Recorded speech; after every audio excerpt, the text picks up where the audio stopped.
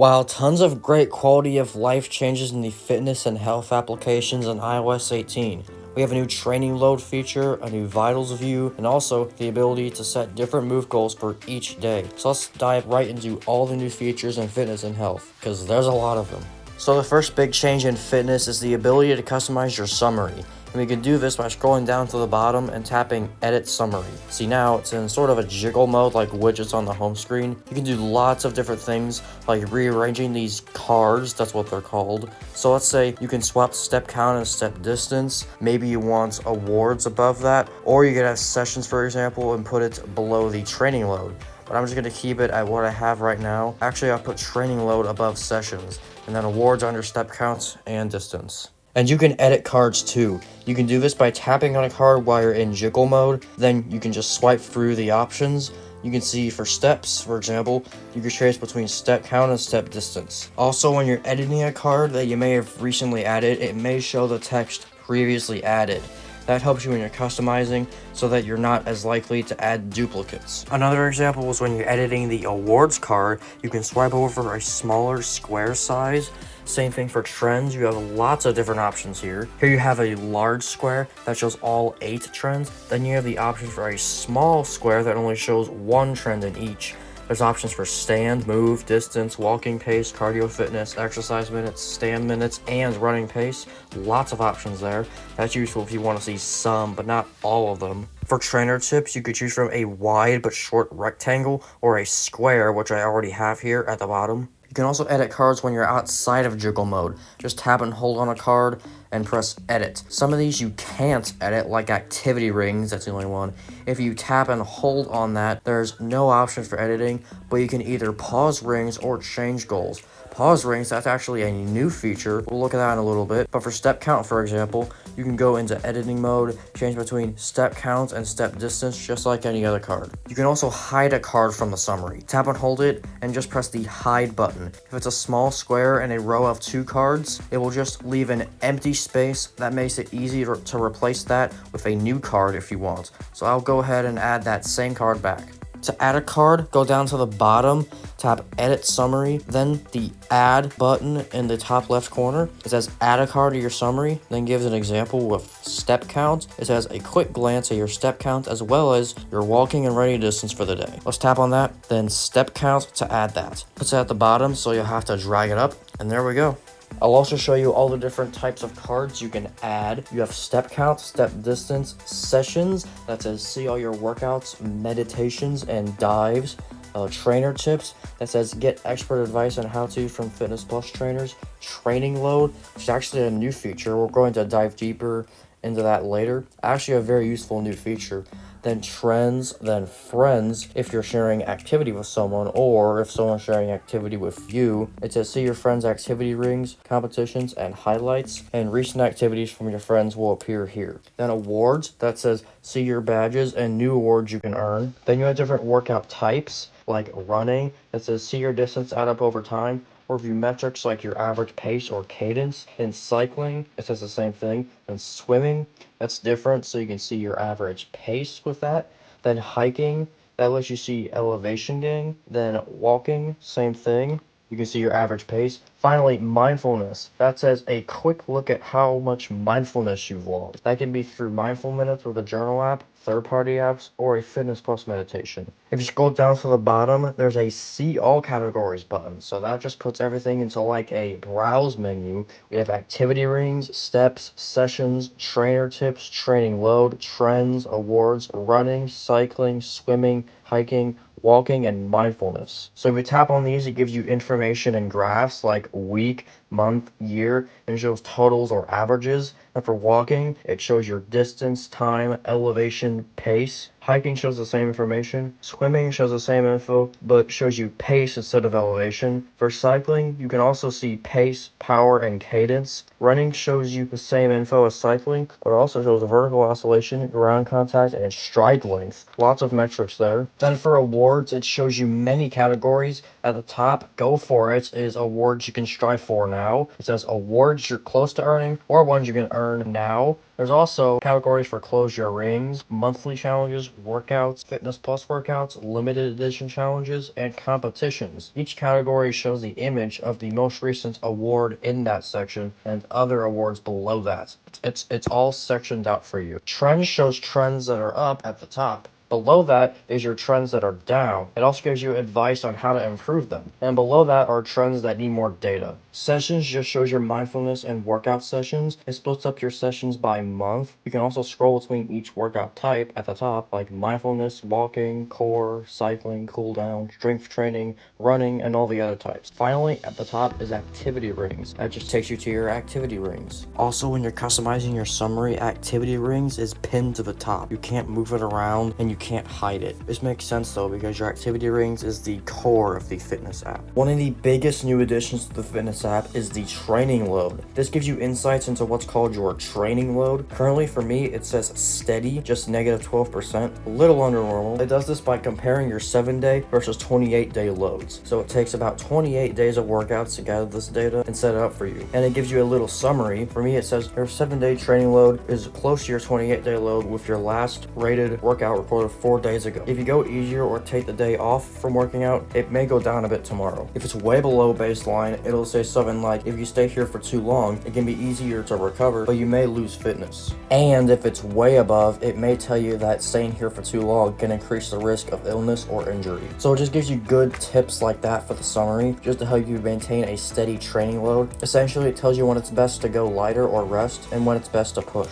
The way it gathers this data is after a workout, you can log your effort on a scale, and that's how it concludes this data. You can see I have a few recent workouts here, each about the same effort. Just be honest and it should work. To log this, go to a recorded workout, go down to effort, tap it, and go from 1, 2, 3 easy, 4, 5, 6 which is moderate, 7, 8 hard, and 9, 10 that's all out. If you tap the I icon, it'll help you decide with descriptions. It says select the description that best matches the workout overall. Let's read these. Easy, not challenging, and can go a long time. Moderate, working but comfortable, could go for a while. Hard, challenging and uncomfortable, could not go long at all. And all out, extremely uncomfortable, could barely continue. Or you can just skip if you want. It'll remove that workout from the training load. As you adjust, the background dynamically changes color according to the option you have selected. It's pretty cool. So we'll just keep it at 5, which is moderate. You can also see it for specific workout types. For example, walking, functional strength training, core, cool down. I haven't done those 3 in a while. But then all day, this shows your activity rings. It compiles data from your rings to create a separate training load. If you tap on this arrow, or really anywhere on the graph, it goes into this charts menu. You can select between 1 month, 3 month, or 6 month charts. And if you tap on a point on the graph, a specific day, it will show your move ring for that day. That's your active energy burned compared to your goal, and how close it was to baseline, like +2, +1, -6. It also shows your vitals, for example, heart rate, sleep duration, and respiratory rate. You can use this to compare your vitals to your training load, in case your vitals have a correlation to your training load. For example, if your vitals are showing outliers, your training load may go down because you can't work out as much when your vitals aren't strong. Outside of charts, it'll show you the last 7 days and what your rings looks like, the 3 rings, and the exact calories for your move ring.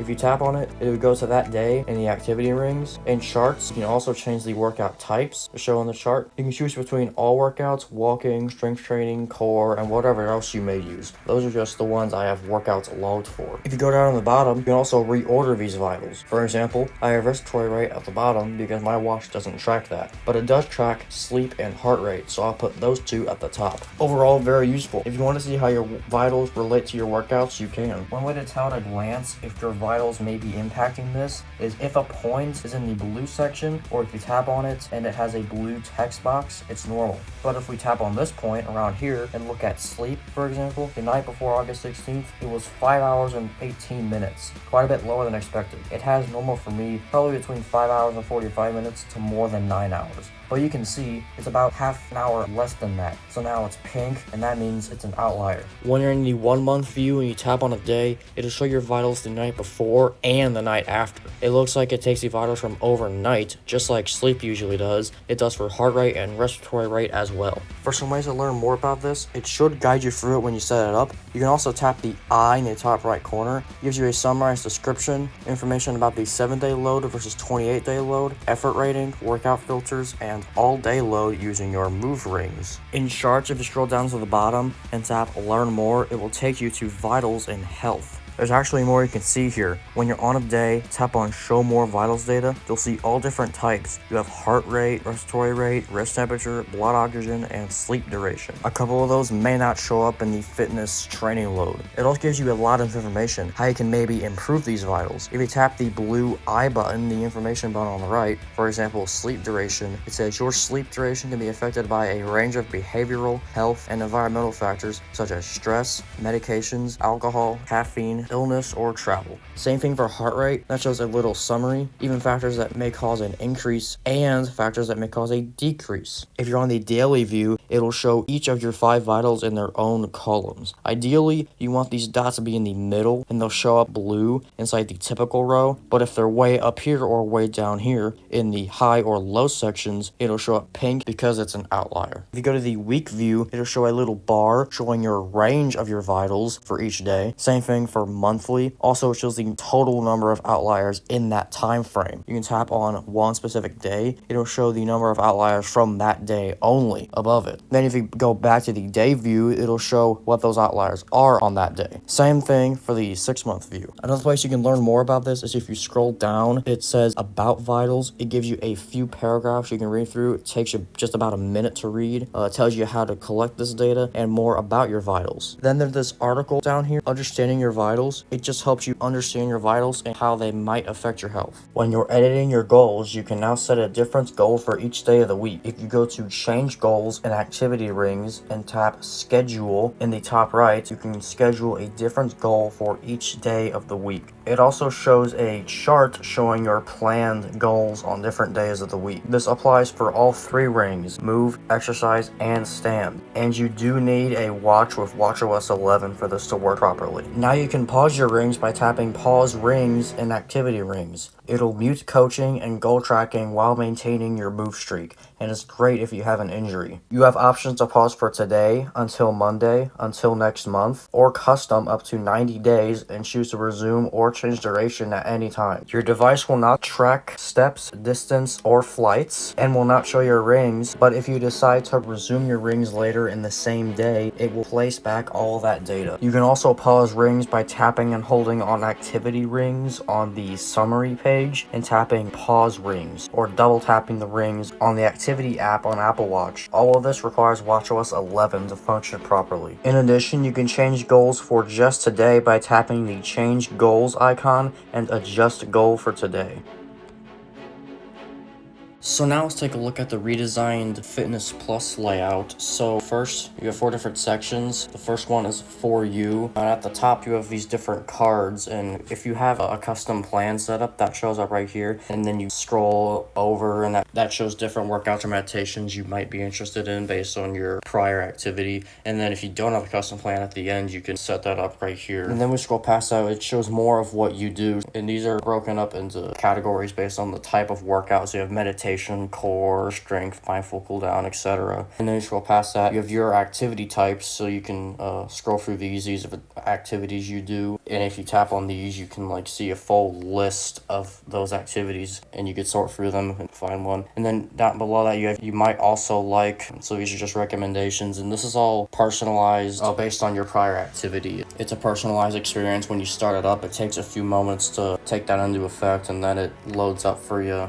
And below that, you have the trainers of workouts you usually do. And then below that, you have awards from Fitness Plus. And then below you have recently completed. So these are just all your workouts or meditations you've recently completed. The next section is called Explore, and you tap on that. So you have little collections at the top, special guests.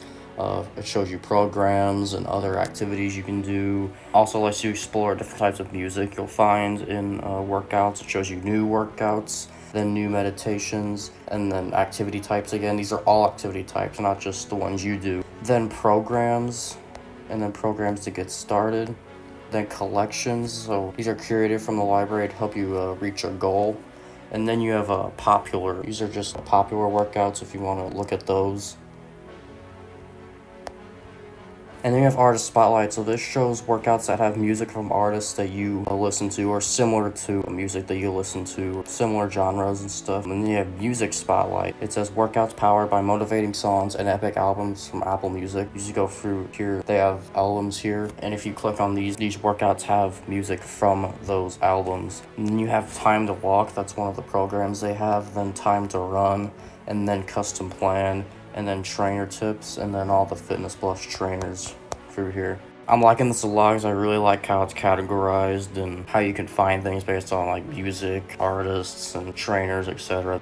Then you have library, and then at the top you just have like a little sort of like Apple Music style like library. You can tap on these. You have workouts, meditations, stacks, custom plans, programs, or downloaded activities, and it shows you how many you have, and these are just things that you save to your library. So if you save an activity to your library, those will show up here. And then you have recently added, like very recently added, and then you have search. As you see up here, you can search for workouts, trainers, music, and more. You can also go through all of the different activity types, and you can also discover. So you can do things like workout with world-class athletes, super sampler, travel-friendly workouts, 60 minutes of cross-training, run your first 5K, workouts for golfers, and a lot more. Those are just a few things you can try if you want ideas to search from. Alright, we've got a few new widgets. So there's 2 for the health app and 1 for the fitness app. Start with the health. These 2 both show your vitals data. The one on the top left is a weekly vitals view. It shows Monday through Sunday for me. That doesn't mean it has Monday starting the week. It's just showing the previous 7 days that falls on a Monday. And this just shows where your vitals looked like the previous 7 days. On the current day, it shows dots representing where your vitals fell on the range. It connects the dots showing the range of your vitals in bars. If you had an outlier, it'll show 1, 2, etc. outliers instead of typical. That's only for the current day, but you can still see other outliers for previous days in the week on the chart.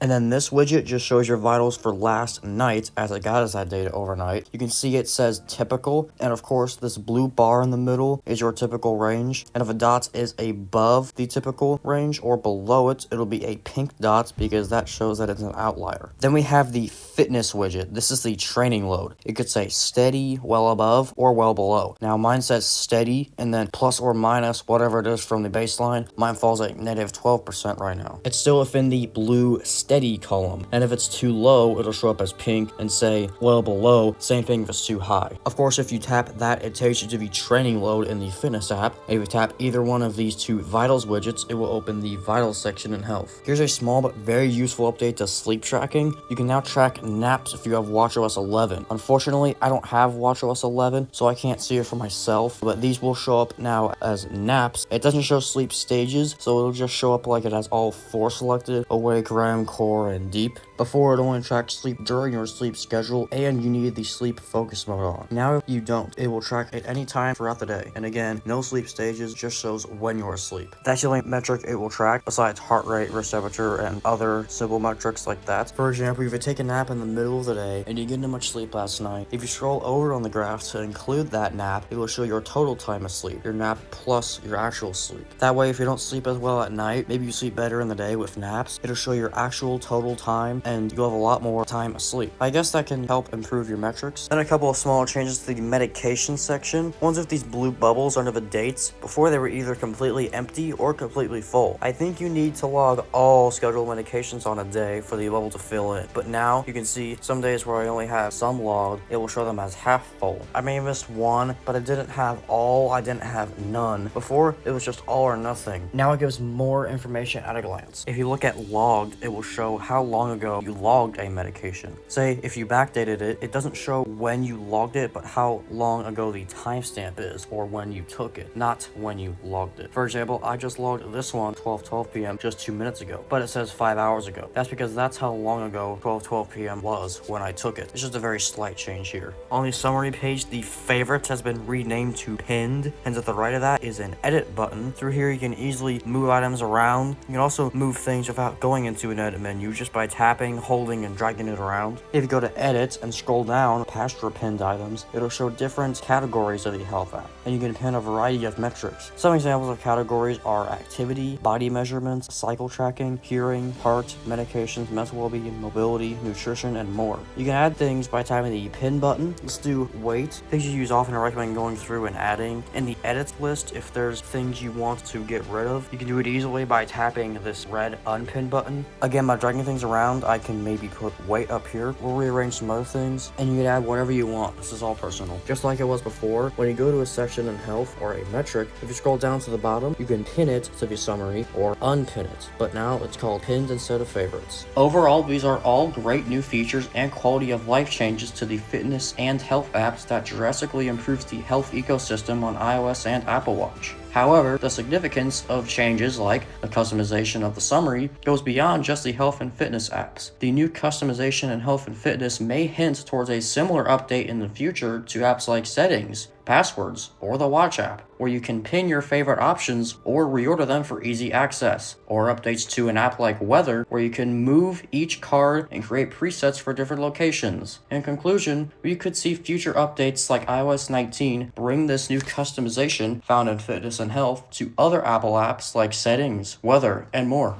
I hope you all enjoyed this video. Be sure to subscribe for more like this, and on the right is my most recent video and a playlist of videos like this. I'll see you all later.